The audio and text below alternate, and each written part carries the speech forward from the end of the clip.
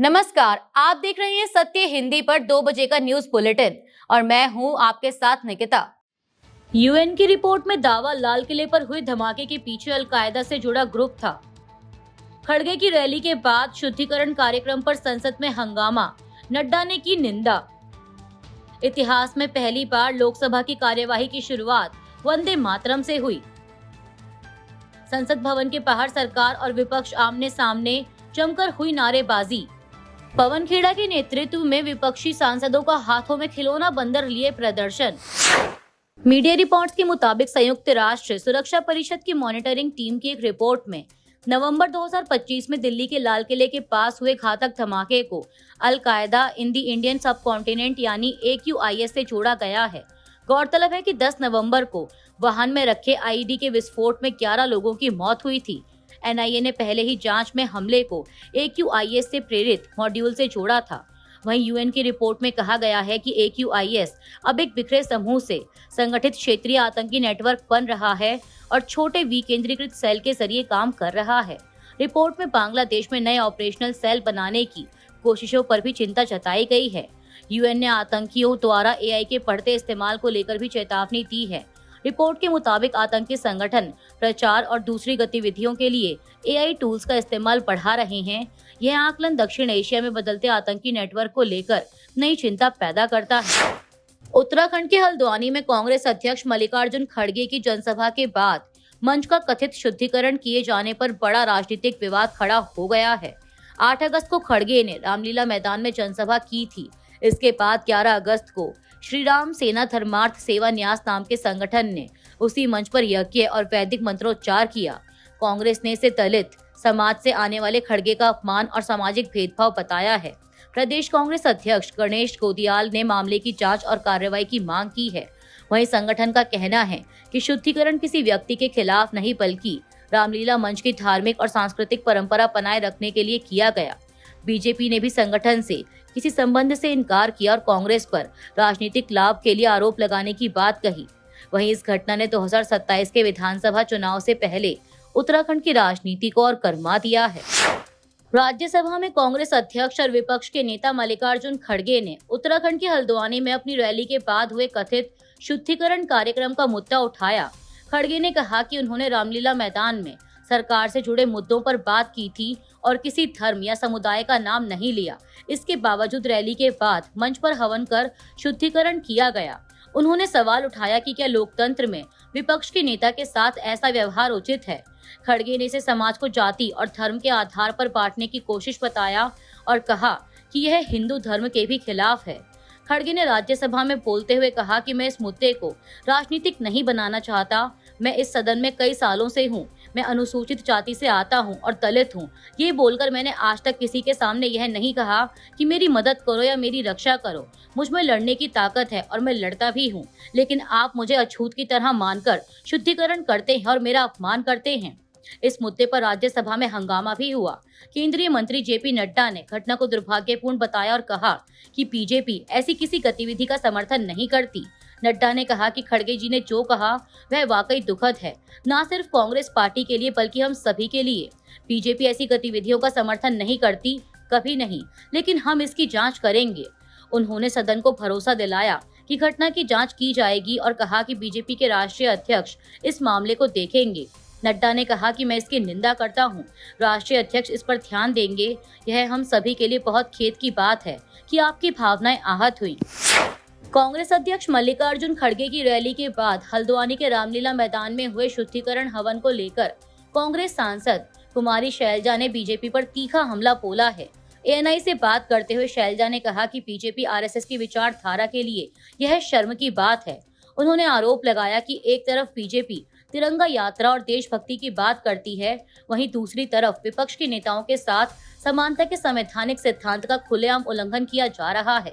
जिस जगह खड़गे ने रैली को संबोधित किया था, वहां हवन किए जाने पर शैलजा ने सवाल उठाते हुए पूछा कि यह कैसा शुद्धिकरण है। उन्होंने कहा कि असल में उत्तराखंड को ऐसी विचारधारा, ऐसी सोच और उनके मुताबिक घटिया मानसिकता से शुद्धिकरण की जरूरत है। मॉनसून सत्र के आखिरी दिन गुरुवार को लोकसभा की कार्यवाही की शुरुआत वंदे मातरम से हुई। संसद के इतिहास में पहली बार प्रधानमंत्री नरेंद्र मोदी, नेता विपक्ष राहुल गांधी और सदन के सभी सदस्य इस मौके पर मौजूद रहे। राष्ट्रीय गीत के 6 पद बजाए जाने के बाद लोकसभा की कार्यवाही अनिश्चित काल के लिए स्थगित कर दी गई और सत्र समाप्त हो गया।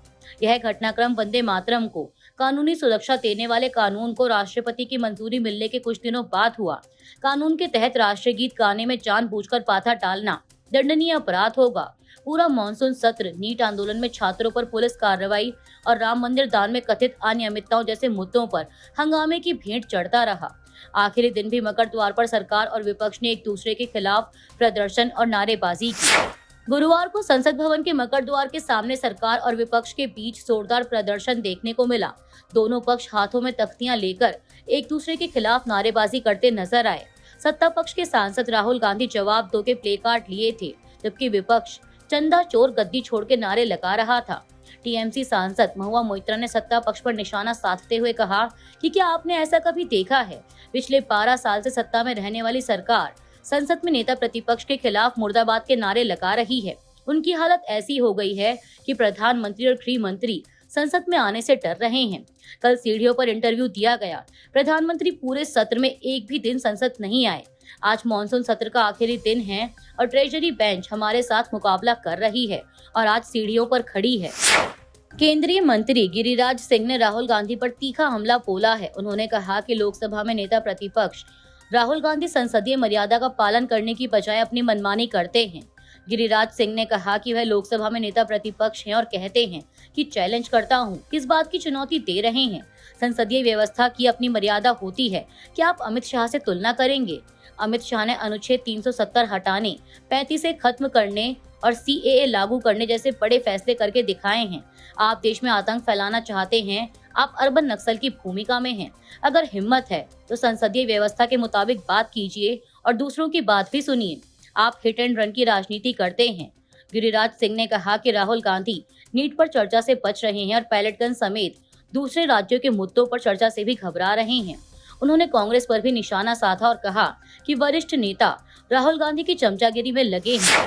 रांची में JPSC और JSSC परीक्षा में कथित अनियमितताओं के विरोध में चल रहे छात्र आंदोलन के दौरान दर्ज FIR को लेकर विवाद बढ़ गया है। छात्र नेता रविंद्र पासवान ने कहा कि सरकार और प्रशासन को विद्यार्थियों के साथ संयम और संवेदनशीलता से पेश आना चाहिए।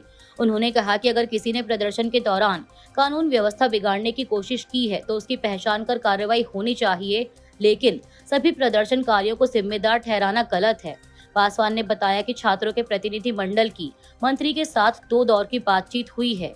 उन्होंने मांग की कि मुख्यमंत्री भी छात्रों से सीधे बात करें। पासवान ने कहा कि SSP के साथ बैठक में FIR का जिक्र नहीं हुआ था। उन्होंने यह भी कहा कि आंदोलन को राजनीतिक रंग देने की कोशिशों से छात्र खुद को अलग रख रहे हैं। संसद परिसर में आज गुरुवार को कांग्रेस सांसद पवन खेड़ा के नेतृत्व में विपक्षी सांसदों ने एक खिलौना बंदर के साथ विरोध प्रदर्शन किया और नारे लगाए, 56 इंच का छोटा बंदर जल्दी आओ सदन के अंदर। 56 इंच का छोटा बंदर अब आएगा सदन के अंदर। 56 इंच का छोटा बंदर, 56 इंच का छोटा बंदर, 56 इंच का छोटा बंदर। उत्तर प्रदेश में विधानसभा चुनाव से पहले योगी सरकार महिलाओं के लिए बड़ी वित्तीय सहायता की योजना पर विचार कर रही है। मीडिया रिपोर्ट्स के मुताबिक प्रस्ताव के तहत पात्र महिलाओं को कुल 50,000 रुपए दिए जा सकते हैं। इसमें चुनाव से पहले 20,000 रुपए की पहली किस्त सीधे बैंक खाते में भेजने की योजना है। वहीं दोबारा सरकार बनने पर बाकी 30,000 रुपए 10-10 हजार की 3 किश्तों में दिए जा सकते हैं। योजना में BPL, SC और ST वर्ग की महिलाओं को प्राथमिकता मिलने की बात कही गई है।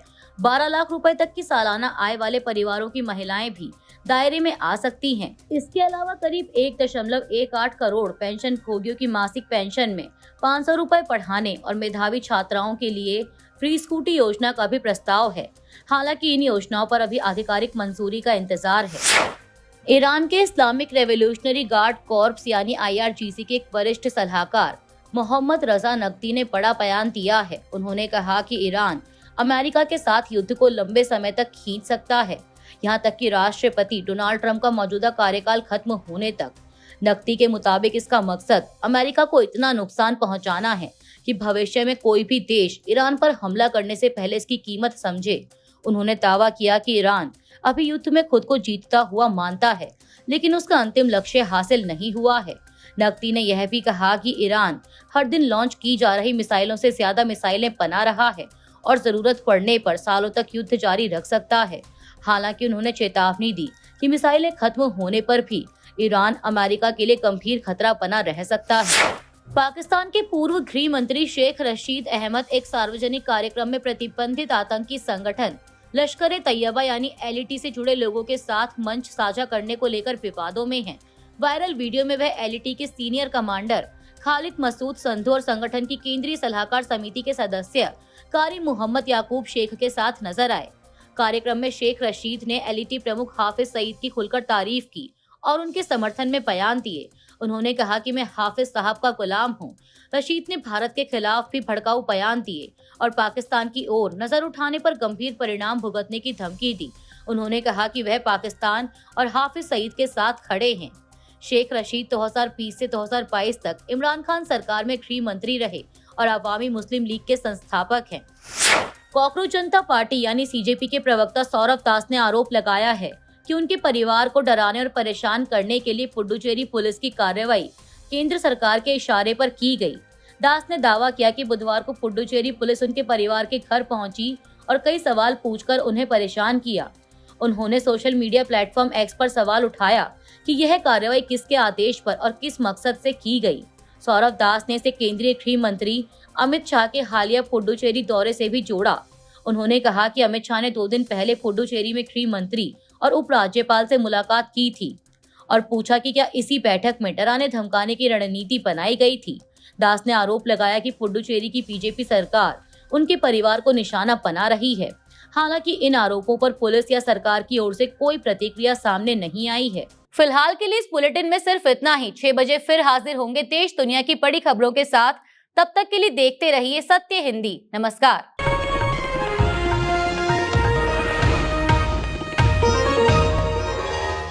Copyright disclaimer under Section 107 of the Copyright Act 1976. Allowance is made for fair use for purposes such as criticism, comment, news reporting, scholarship, and research. Fair use is a use permitted by copyright statute that might otherwise be infringing.